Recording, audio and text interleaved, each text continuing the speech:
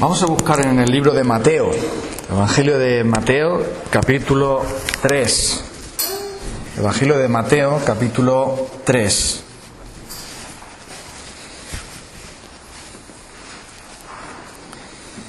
El puro evangelio es imprescindible. ¿Y por qué es imprescindible? Porque solamente aplicando el evangelio a nuestra vida podemos entrar en el reino de Dios, podemos ver el reino de Dios, podemos sostenernos en él y realmente podemos conocer al Señor y disfrutar de todo lo que Él es, todo lo que Él ha preparado para nosotros. Por eso el Evangelio está en toda la Biblia. Y aquí tenemos a aquel profeta que fue preparando el camino del Señor, el último de los profetas antes de que nuestro Señor viniera. Y entonces aquí estamos pasando esta línea entre el Antiguo Testamento y el Nuevo Testamento, ¿verdad? Porque antes de que empezara a llevar la palabra Juan, el profeta, el más grande de todos los profetas, según las palabras de Jesús, habían pasado 400 años sin que hubiera ninguna revelación del Señor. El libro de Malaquías, que es el último libro del Antiguo Testamento, acaba hablando de que vendría un profeta que prepararía el camino del Mesías. Y después de ese profeta ya no hubo más palabra del Señor, hasta que Juan aparece en el desierto y predicando las regiones de Judea, como dice ahí, predicando que viene el Mesías. Así que este pasaje de la aparición de Juan es tan importante, y por eso aparece en el Evangelio de Juan y aparece en todos los evangelios la figura de Juan el Bautista, porque él viene a cumplir lo que ya el Antiguo Testamento estaba preparando, que venía el Mesías y venía la bendición de Dios al mundo entero. Vamos a leer capítulo 3, versículos 1 al 12. En aquellos días vino Juan el Bautista predicando en el desierto de Judea y diciendo: arrepentíos, porque el reino de los cielos se ha acercado. Pues este es aquel de quien habló el profeta Isaías cuando dijo: voz que clama en el desierto, preparad el camino del Señor, enderezad sus sendas.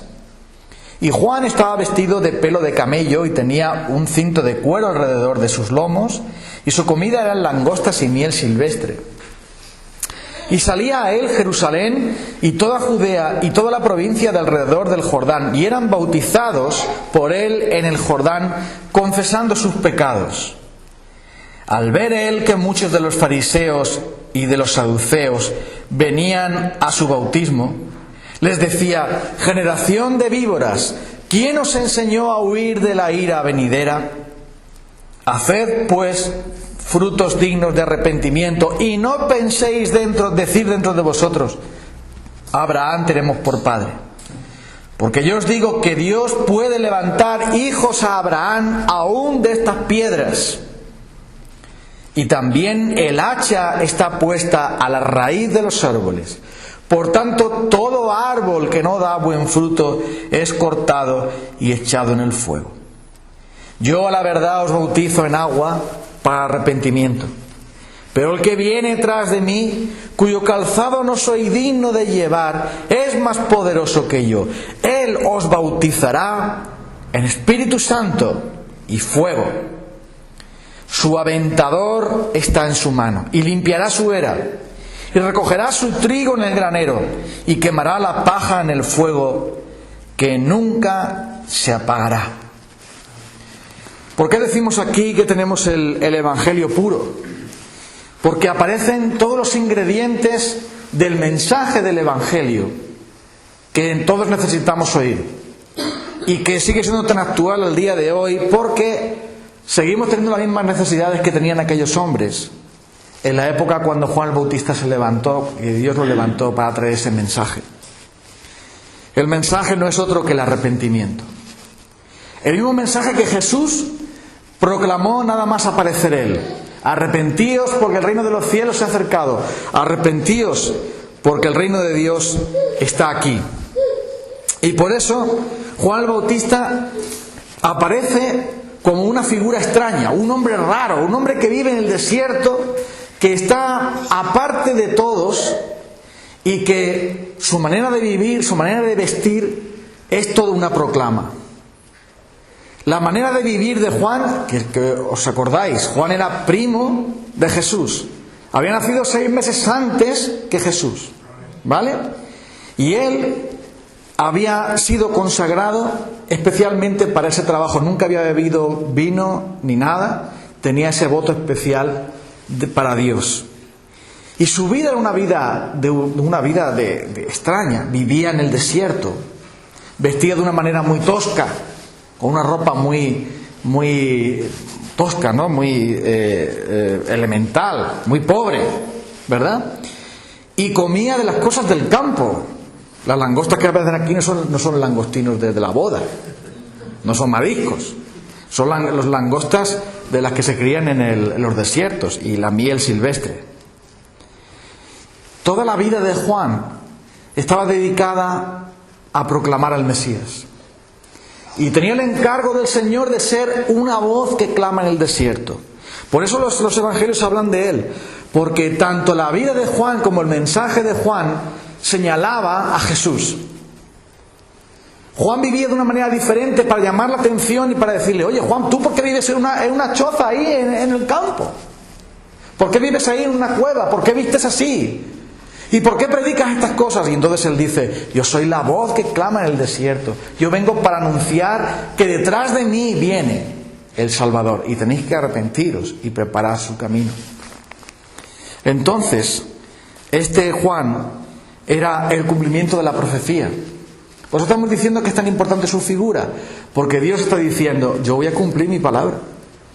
Yo voy a enviar al Mesías, y ese Mesías no solamente va a traer bendición al mundo entero, no solamente va a traer salvación, no solamente va a traer la gloria, sino que va a traer el juicio. Porque habla de aquel que tiene el hacha y corta los árboles.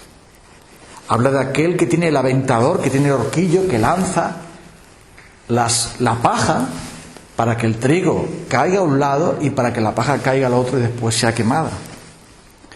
Es aquel que juzga y es aquel que bendice. Yo bautizo con agua, pero después viene uno que yo no soy digno ni siquiera de ser un esclavo de él, de llevar sus sandalias. Y él os bautizará con el Espíritu Santo y con fuego. Realmente los ingredientes del Evangelio están aquí. Vamos a pensar un poquito en ellos. En primer lugar es que vemos que el papel de Juan era simplemente ser una voz que clama en el desierto. Una voz. ¿Qué importancia tiene una voz? Alguien que habla. Lo que importa no es quién lo hablaba, sino lo que decía. La voz que clama en el desierto: preparad el camino del Señor. Esa figura de preparar el camino del Señor, todos sabemos que el camino real era un camino especial que se preparaba para que pasara el rey. De ahí viene el camino real. Los romanos hacían unas calzadas más anchas, también lo hacían los judíos, en el que esas calzadas anchas y llanas y bien pavimentadas con tierra apisonada o también con piedras, se preparaba para que el rey pasara por allí de camino al encuentro del pueblo. Cuando dice enderezad sus sendas, quiere decir que esos caminos tenían que estar rectos, tenían que estar bien preparados para que el cortejo real pasara por allí, porque el rey iba a pasar por allí. Preparad el camino del Señor. Quitad toda la porquería, quitad todas las cosas que no son, preparadlo bien porque el rey va a pasar por allí. El llamado de Juan era: arrepiéntete y prepara tu corazón para que Jesús, porque el Mesías vendrá. Y es por eso que él dice que es una voz que clama en el desierto: preparad el camino del Señor. Y nosotros, ¿qué somos sino voces que claman en el desierto? En el desierto no hay mucha gente. En el desierto no es muy divertido. Es un lugar peligroso, un lugar solitario, un lugar de prueba y de tentación, como cuando Jesús estuvo en el desierto, ¿verdad? Un lugar de juicio también. En el desierto fue donde tuvieron que sufrir los israelitas 40 años dando vueltas ahí por su pecado. El desierto es un lugar especialmente peligroso, pero también es un lugar de bendición, donde hombres como Elías encontraron al Señor en el silbo apacible. El desierto es un lugar extraordinario en la Biblia. El lugar donde Cristo fue tentado, pero el lugar donde Él venció al tentador. ¿Vale? Y aquí dice, la voz que clama en el desierto. Nosotros estamos también en un desierto. La gente no quiere saber del Señor. Esa es la realidad.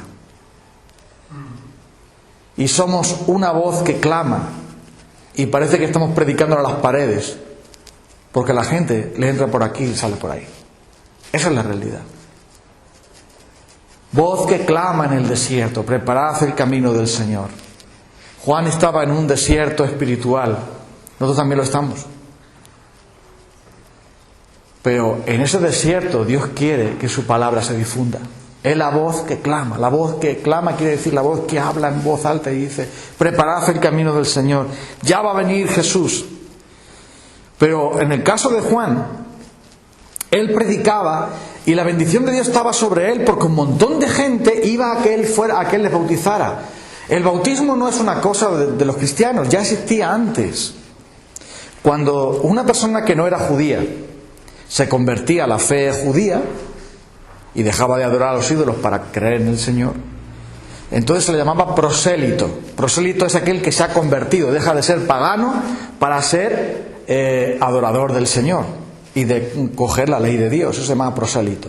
Y entonces cuando tú dejabas el paganismo para creer en Dios, en el Dios de la Biblia, el Dios de los profetas, entonces se hacía un rito que se llamaba bautismo, en el cual esa persona se bañaba como símbolo de pureza y presentaba un sacrificio, ¿vale?, al Señor para involucrarse en el pueblo de Dios.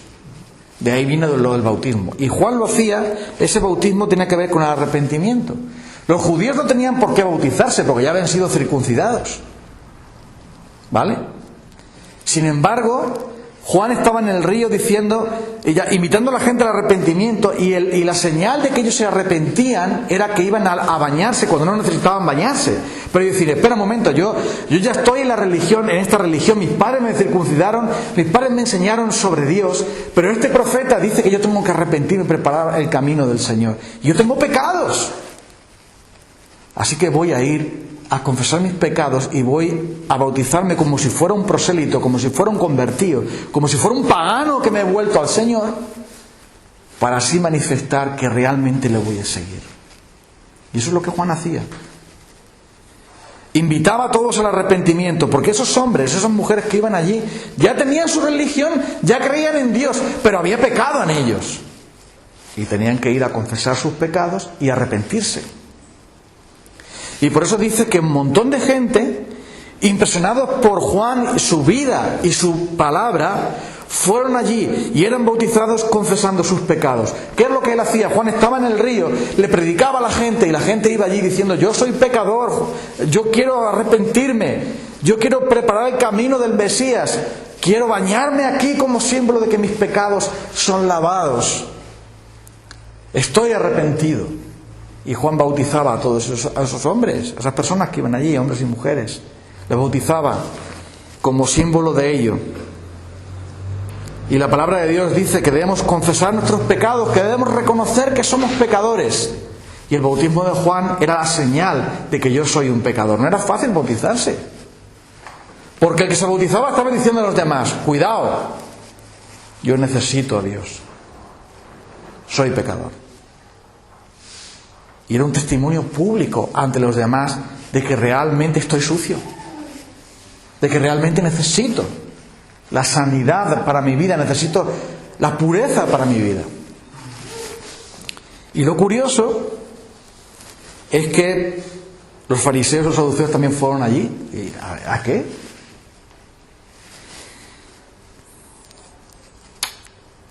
¿Por qué fueron allí los fariseos y los saduceos? Ellos que eran los profesionales de la religión, los puros, los santos, los poderosos en cuanto a que manejaban y tenían un poder sobre las conciencias de las personas. Tenían un poder muy grande, una influencia muy grande, pese a que los romanos mandaban allí, ¿vale? Los romanos mandaban allí, habían conquistado toda aquella tierra. Pero la religión, los romanos eran muy listos y dejaban que la religión siguiera su curso con tal de que ellos mandaran. Entonces los fariseos y los saduceos seguían teniendo mucha influencia. ¿Qué diferencia había entre fariseos y saduceos? Los fariseos eran aquellos, la palabra fariseos significa puro, y eran aquellos que buscaban la santidad sobre todas las cosas. Y eran tan sumamente estrictos que decían: no solamente vamos a guardar la ley de Dios, vamos a poner otros mandamientos más para, por si acaso vamos a violar la ley de Dios, que nos detengamos antes.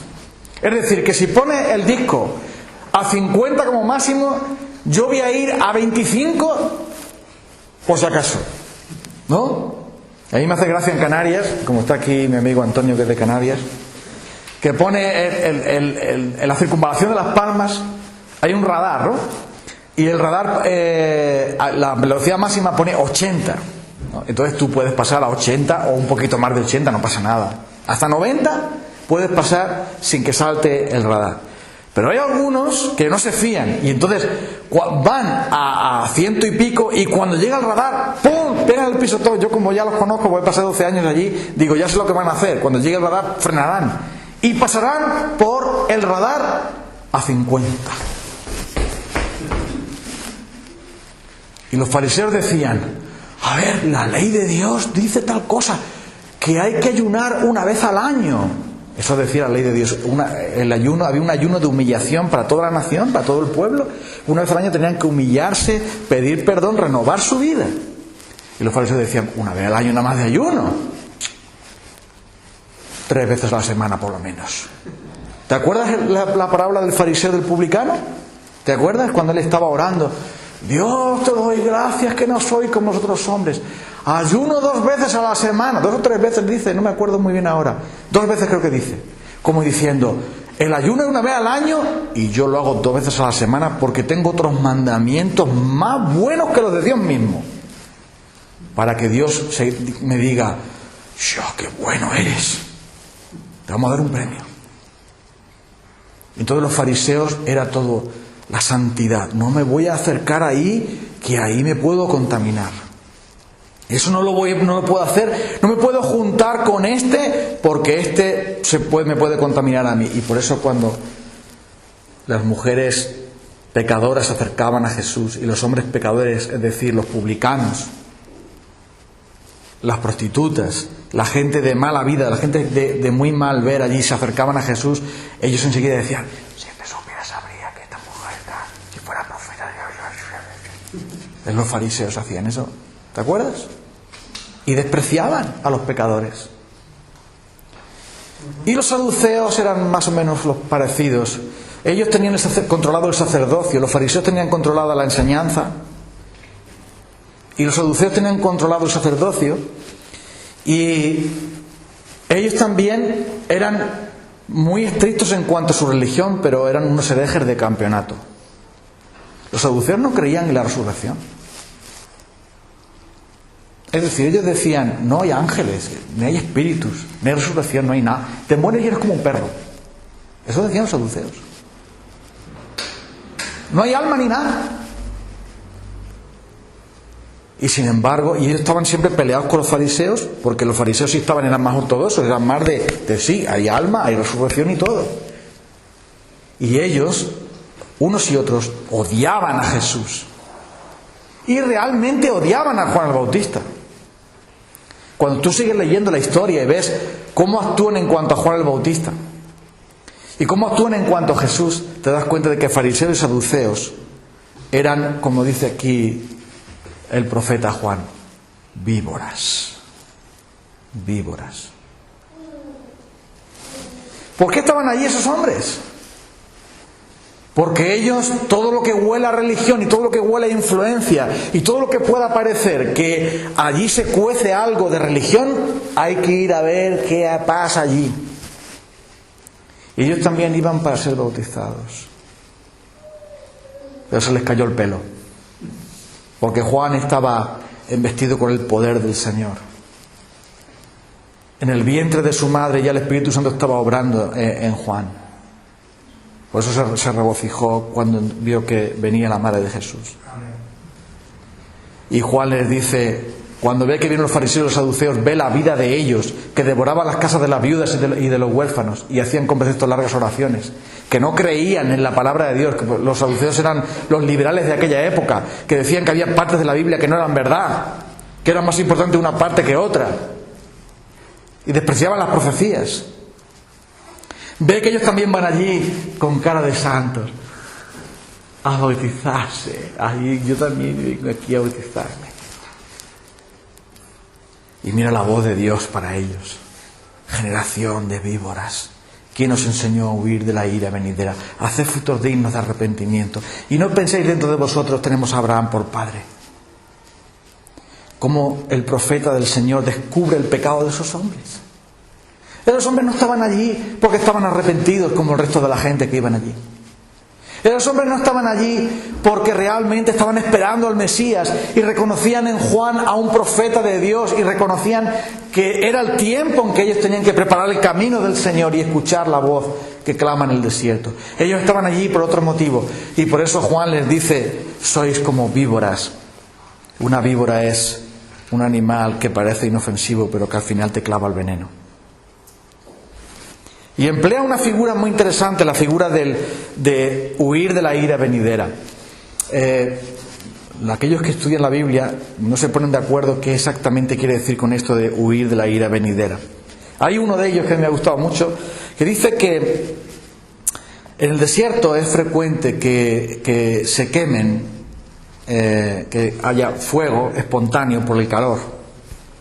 Y también hay veces en los campos que hay cerca, sitios desérticos, que se quema la paja una vez que se quita el fruto, pues se quema el rastrojo, ¿verdad? Para prepararlo para lo próximo. Entonces, los animalillos que viven ahí, las serpientes, los escorpiones, estos animalillos que hay ahí, las víboras, están escondidos ahí en el sol, escondidos dentro de la paja, pero cuando viene el fuego, estos animales salen huyendo. Y por eso dice Juan, sois víboras que estáis escondidos ahí entre el pueblo, pero cuando veis que va a venir el juicio de Dios, os salís huyendo. Y venís aquí para huir de la ira venidera, pero realmente sois víboras. Hay otro que dice, esto me ha hecho gracia, me ha impresionado, ¿no? Dice que los saduceos tenían mucha influencia con los jueces. Corrompían la justicia. Y cuando veían, y eso también lo dicen los evangelios, ¿no? Cuando veían que venía alguien que les había dado un sobre, pues lo de Bárcenas no es nuevo, eso ya había también antes. Le habían dado dinero, entonces dice que se ponían al lado del juez y le decían, ¡ay, te suéltalo! Entonces, igual que las víboras hacen, pues Juan decía generación de víboras, porque ellos también corrompían la justicia y ellos también influenciaban para que se cometieran esas cosas, generación de víboras. Sea como fuere, el caso es que Juan descubre el pecado de ellos. ¿Y cuál es el pecado de ellos? El pecado que todos tenemos, el querer aparentar, que creemos que somos buenos, que estamos arrepentidos y luego todo es una mentira. Por eso Juan dice, generación de víboras, ¿quién nos enseñó a huir de la ira venidera? Haced frutos dignos de arrepentimiento. Si tú estás arrepentido, realmente muéstralo. Y les dice, no pienses dentro de ti, somos hijos de Abraham. Es que eso, continuamente los religiosos decían, nosotros somos hijos de Abraham, no somos esclavos de nadie. Y Jesús le dice, pero si vosotros sois esclavos del pecado. Y vuestro padre no es Abraham, sino el diablo. Porque la voluntad de vuestro padre, que el diablo es homicida y mentiroso. Y vosotros sois mentirosos y homicidas. Jesús llamó a esos hombres también, los fariseos y los saduceos, generación de víboras. Los llamó sepulcros blanqueados. Los llamó de manera tan dura para ellos. ¿Y sabes por qué? Porque Él sabía lo que había en sus corazones. El Señor sabía lo que había en el corazón de ellos. Y la confianza de ellos no estaba puesta en el Señor, sino en sí mismos. Yo tengo una religión. Como tengo una religión, seguro que me voy a salvar. Somos hijos de Abraham. Yo estoy enchufado a Dios ya. Nací con el enchufe puesto. Y ya por ese motivo, yo soy bueno. Entonces, ¿a qué iban allí? ¿A qué iban? Entonces Juan dice: ¿quién os enseñó a huir de la ira venidera? Haced frutos dignos de arrepentimiento. Y no penséis, porque Dios puede levantar hijos de Abraham aún de estas mismas piedras. Esta profecía también es muy asombrosa, porque habla del poder que Dios tiene para sacar hijos sin necesidad de nada. De las propias piedras sacar hijos. Es interesante, ¿no? De las piedras sacar hijos de Abraham. Eso nos recuerda al profeta Ezequiel, capítulo 36, versículo 26. Quitaré vuestro corazón de piedra y pondré uno nuevo de carne, para que me améis y guardéis mis mandamientos. Pondré espíritu nuevo dentro de vosotros. Juan les dice algo tan fuerte a ellos, les dice: vosotros creéis que tenéis todo hecho. Sois hijos de Abraham y confiáis en vuestra religión. Confiáis en vuestra posición religiosa. Pero en verdad sois víboras. Y si creéis que vosotros sois la élite, que sois la sala VIP de Dios, si vosotros creéis que sois exclusivos y que nadie sino vosotros sois que conocéis a Dios y que vais a entrar con Dios, y que los demás son unos desgraciados paganos que no tienen nada que hacer, vosotros creéis que tenéis la exclusiva de Dios, que nadie sino vosotros conoce a Dios, que sepáis que Dios de las mismas piedras sacará hijos. Qué tremenda profecía, que luego también confirma el Señor Jesús cuando les dice: os digo que vendrán del oriente y del occidente, se sentarán con vosotros, se sentarán en mi mesa con Abraham, con Isaac y con Jacob. Juan está diciendo: vosotros estáis llenos de orgullo espiritual. Somos de la iglesia de Dios. Somos de Abraham. Tenemos una religión. Somos puros. Estamos aquí porque todo lo religioso nos gusta y parece que Juan puede venir de Dios. Lo tenemos todo hecho y ahora tenemos que bautizarnos. También nos bautizamos. Lo que haga falta, con tal de mantenernos en nuestra posición. Pero Juan dice: ¿qué pensáis? ¿Que Dios os necesita a vosotros? No, Dios puede sacar de las mismas piedras, sacar hijos. Y esto nos da una esperanza y un ánimo a nosotros también en este pueblo lleno de piedras. Que Dios puede de las piedras sacar corazones que le amen, ¿verdad? ¿O qué eras tú antes de conocer a Cristo? Como ya ha dicho el hermano Lorenzo, estábamos muertos en pecado, estábamos piedras de tropiezo. Pero Jesús, el apóstol dice, o el profeta dice: Dios puede de las piedras sacar gente que le ame. Así que tenemos que seguir predicando la palabra, en la confianza de que Dios puede hacerlo. Y termina con ellos, con los fariseos, diciéndoles después: el hacha está puesta a la raíz de los árboles. Aquí hay algunos que trabajan en el campo, ¿no? Tú trabajas en el campo, todos conocemos, Lorenzo también, todos conocemos el campo. ¿Qué se hace con el árbol que está seco? ¿No se le pone un adorno ahí para que esté bonito? ¿Qué se hace sobre todo con ese árbol que está seco y que está inclinado así y debajo está la casa? En Puerto Rico, que tú sabes muy bien dónde está, estoy hablando de un núcleo urbano de la isla de Gran Canaria, había 2 palmeras enormes, y eran muy bonitas, en un parque allí cerca, ¿no? Pero esas palmeras estaban muy inclinadas y secas. Entonces había peligro de que cayeran y que hicieran daño a las personas ahí. Era un parque público. Entonces, un día que pasamos por allí nos dimos cuenta de que ya no había nada. El hacha había sido puesta a la raíz.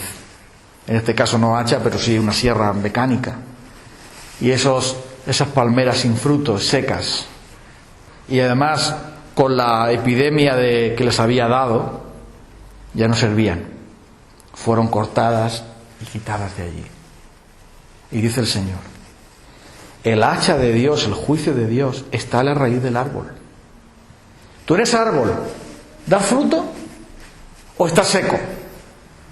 Si estás seco, por muy árbol que seas, serás cortado. Porque a no ser que tú des fruto de que realmente tienes la savia de Dios en ti, que el Espíritu de Dios está en ti, entonces no tienes nada que dar. Y si no tienes nada que dar, el hacha está preparada. Cuando Jesús viene, lo dijo bien claro, yo he venido también para juicio, para que los que ven no vean, y para que los que no ven, vean. El Evangelio produce ese doble efecto. En los que creen les da la bendición, la salvación, el perdón de los pecados, la vida eterna, todas las grandes bendiciones. Pero los que oyen y no creen, les espera el hacha a la raíz de los árboles. Y luego la otra figura que emplea la figura del leñador, ¿vale? Cortar.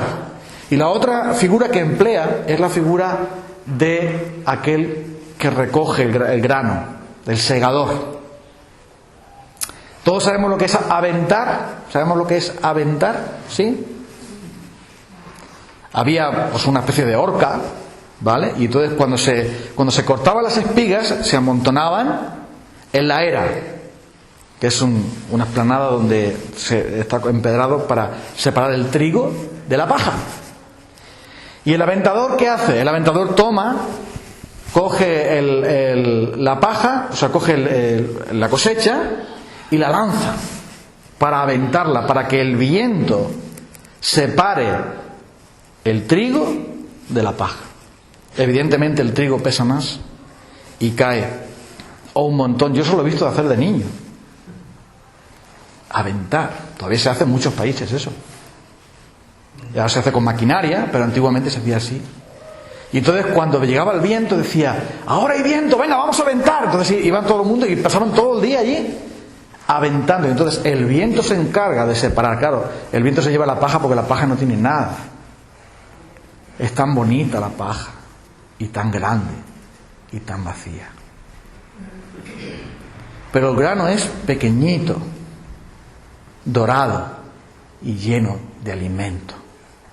Y dice, su aventador está ahí. Y aparece la figura de Jesús como aquel que cogerá un día de su granero, de su cosecha, y tomará y aventará. Y claro, lo que es paja, se lo lleva el viento y cae, y dice que va para el fuego. Lógicamente se usa para la mecha, para encender el fuego y para la cocina. Y el grano se guarda en el granero y la paja se quema. Y ese es el juicio. Jesús contó una historia, una parábola acerca de un hombre que tenía un campo.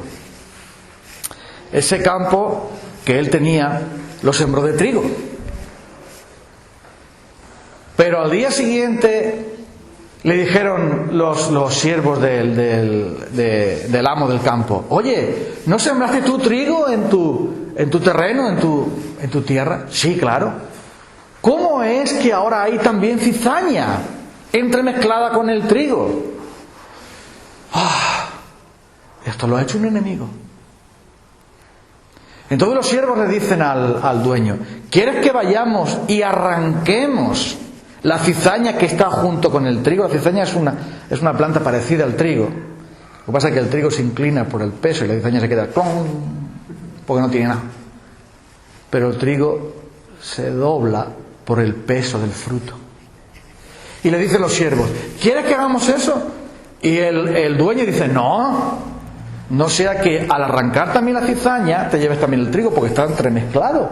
Y es muy fácil confundirlos, porque no se sabe muy bien cómo son, hasta que no sale el fruto, y arrancar también el trigo. No, espérate, deja que llegue la cosecha.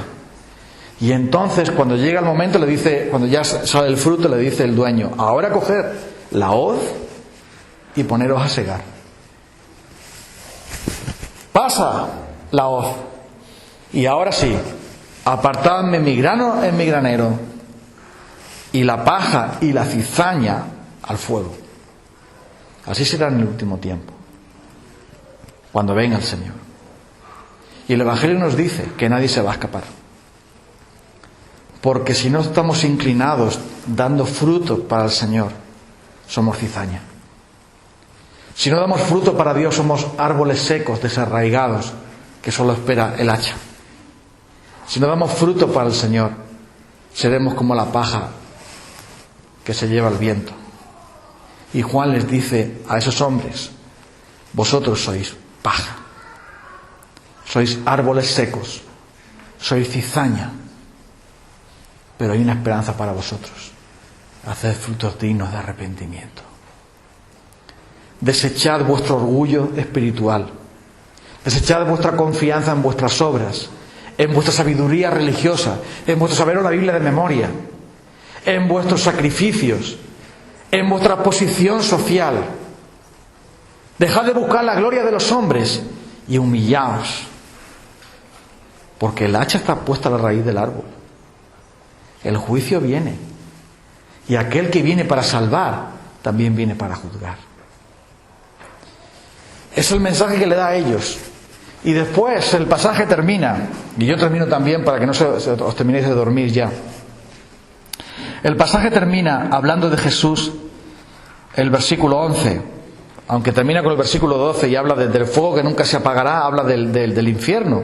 Apocalipsis 20 también habla de esto. Pero él habla en el versículo 11, quiero terminar con esto, sobre la diferencia entre el bautismo de Juan y el bautismo de Jesús. Una diferencia muy grande. Dice el versículo 11: yo a la verdad os bautizo con agua para arrepentimiento. Y está bien, ¿no? Pero el que viene tras de mí, ¿quién es? El Mesías, el Señor Jesús. Que después el versículo 13 dice que lo vio cara a cara, un encuentro increíble. El que viene detrás de mí, cuyo calzado yo no soy digno de llevar, es más poderoso que yo. Él os bautizará con Espíritu Santo y con fuego. Mira qué diferencia. ¿Cómo sabe Juan cuál es la posición de él y la posición de Jesús? ¿Cómo sabe Juan cuál es el lugar que le corresponde? Y esto es tan hermoso y tiene una gran lección para nosotros como creyentes. A él se le ha llamado una voz que clama en el desierto, y está contento con ser una voz nada más. Él no quiere aplausos, él no quiere buenas casas, buen dinero, buena reputación. Juan acabó decapitado por el baile sensual de una chica. Y acabó decapitado porque le dijo a Herodes: no te es lícito tener a esa mujer, a la mujer de tu hermano. Juan sabía quién era. Denunciando el pecado, predicando a Cristo. Soy una voz que clama en el desierto. Y dice: un momento, habéis venido aquí un montón de gente para verme, para escucharme. Todos lo tenían como un profeta de Dios. Todos estaban admirados por Juan porque veían en él como a Moisés, como a Elías. Y de verdad era Elías. Porque los profetas decían que antes de Jesús vendría Elías. Es decir, Juan era el último Elías, el segundo Elías, el más grande de los profetas.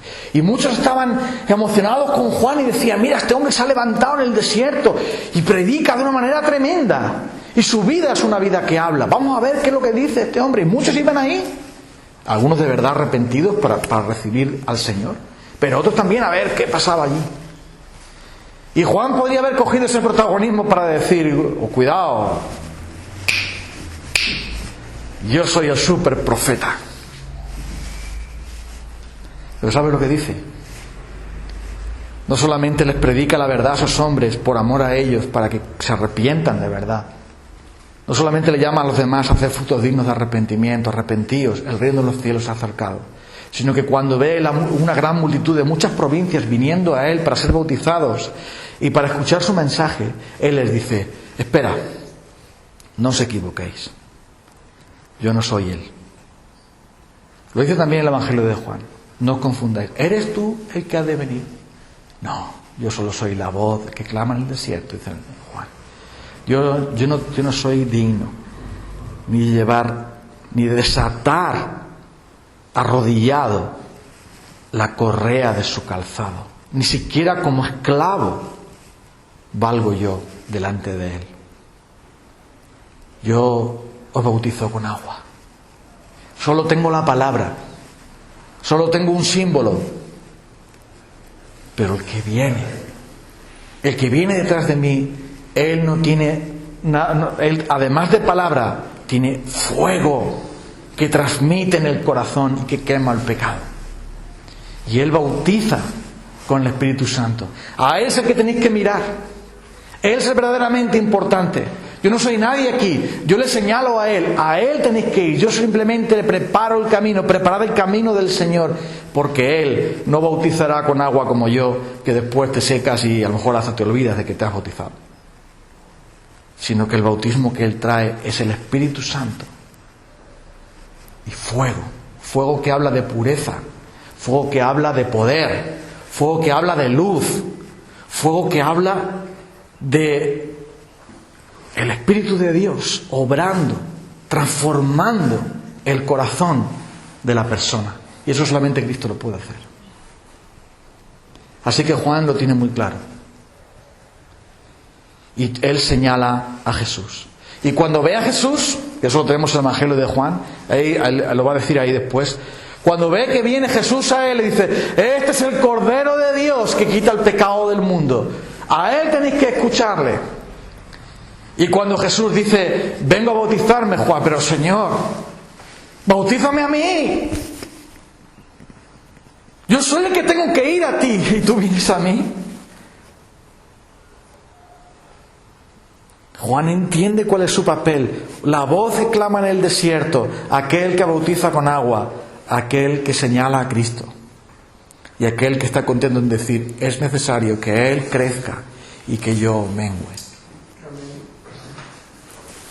Y todo esto porque Juan conocía a Cristo y sabía quién era Él.